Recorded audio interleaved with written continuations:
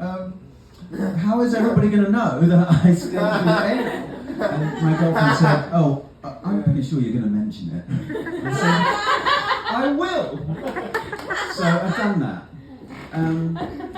Anyway, I once, in this country, I think they're called little cuties, but they're tiny little satsumas, little, like, I don't know, nectarines. There seem to be very, very different names for them, but in England they're called satsumas.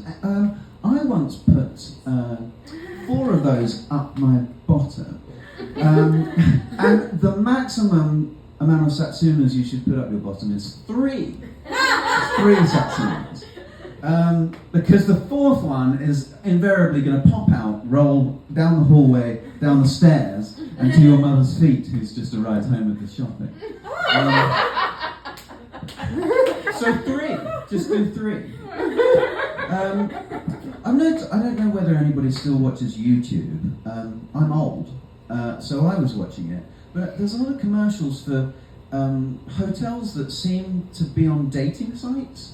Like hotels that are saying, I like casual walks by the beach. And like, have anybody else seen this awful collection of... It's weirdly creepy. Like a Hyatt wants me inside it. It just feels wrong. The voice actors doing the hotels are just like they're oozing this sort of, I like to serve you continental breakfast. Like it's disturbingly sexual for a hotel. And then I don't know. I think the guy one's like, do you like doing this, that, and the other? And there's a real sort of like vibe there that it's a dating site. And he goes, I'm great with kids. And it's just like, no, don't do that. There are commercials, I think it's the same company, and there's a product called Hims, and they're dick pills. And then there's a product called Hers, and they're antidepressants. And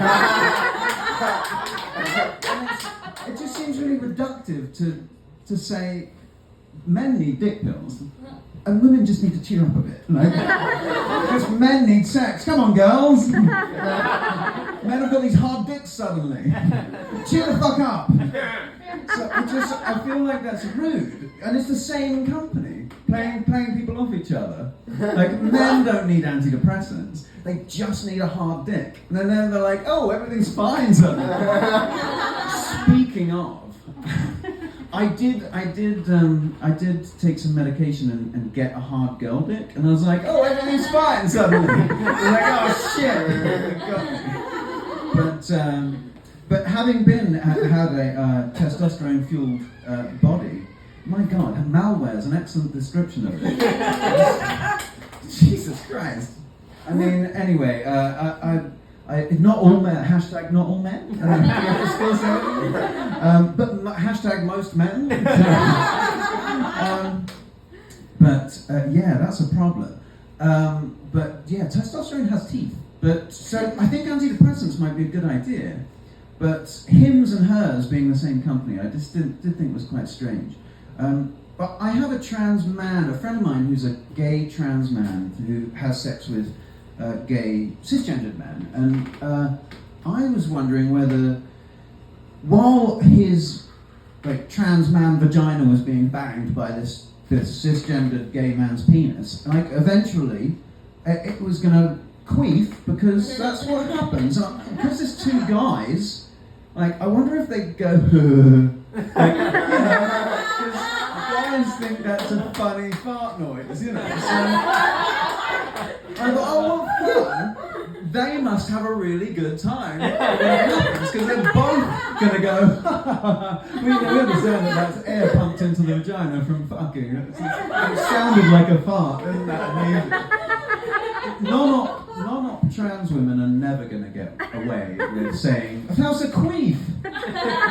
It was a queef. There's no reason why it smells like date food. That was a queef. That was your fault. Nobody's buying that. I've been in multiple cities. No, I'm not. I doubt anybody would believe it. Not that it's ever happened to me. Let's see. I don't know how long I have left, but just a public service announcement. Nair, the topical cream that is a hair removal product. It says not to for use internally or intimate areas.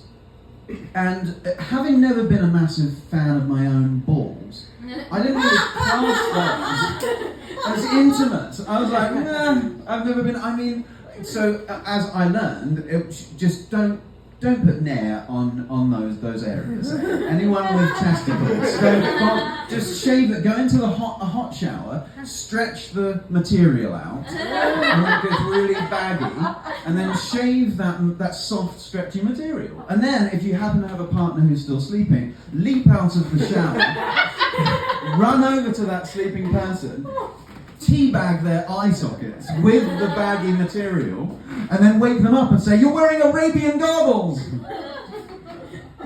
Anyway, don't put nair on them, just because I did not know that. I thought, this is going to be clever, I'll be slick as an eel, and I put nair all over my body. And then I wrapped myself up in a latex catsuit and went to a party. So no oxygen. I washed it off. I washed all the washed it off first, and then spent the evening in latex, and then came home, unzipped the latex, and that's when oxygen got to my skin and made me recognise the extent of the chemical burns on my intimates. I discovered at that moment, oh, they are my intimate area. So I didn't want to go to the emergency room for obvious reasons. So I Googled the situation, and eventually